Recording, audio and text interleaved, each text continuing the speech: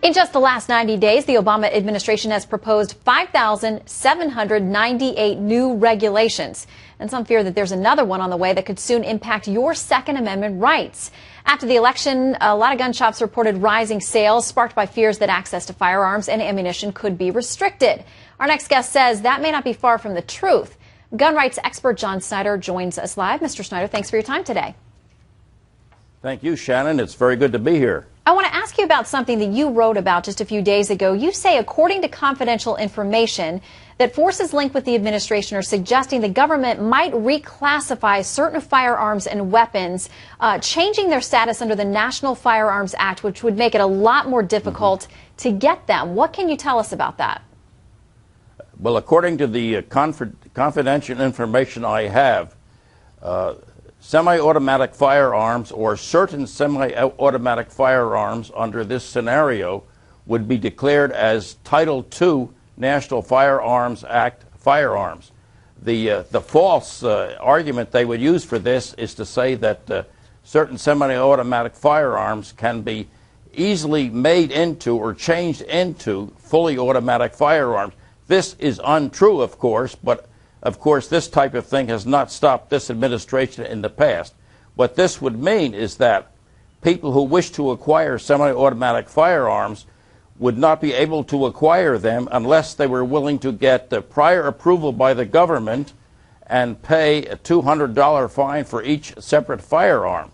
This, of course, would generate tremendous animosity on the part of the hundreds of millions of firearms-owning Americans in the United States, and could lead, I think, to a move in the House of Representatives to slash the budget of the Bureau of Alcohol, Tobacco, Firearms, and Explosives, which would be the agency the Obama administration would order to pursue this endeavor if it so chose to do so.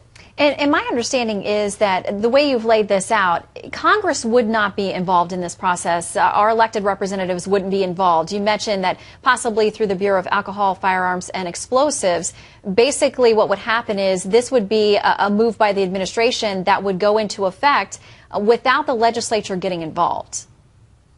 Well, that's the problem there, Shannon. You see, the gun grabbers in the United States for years have wanted to deprive law-abiding citizens of being able to obtain any firearms, especially in this case, semi-automatic firearms. There is a move by the gun grabbers in Congress to try to ban semi-automatic firearms or certain semi-automatic firearms, but they probably will not get very far with this proposal because there simply is not public support for it. So the gun grabbers then would rely on their boy in the White House to use executive order in this way to try to ban them, to keep law-abiding citizens from being able to obtain these firearms for legitimate purposes.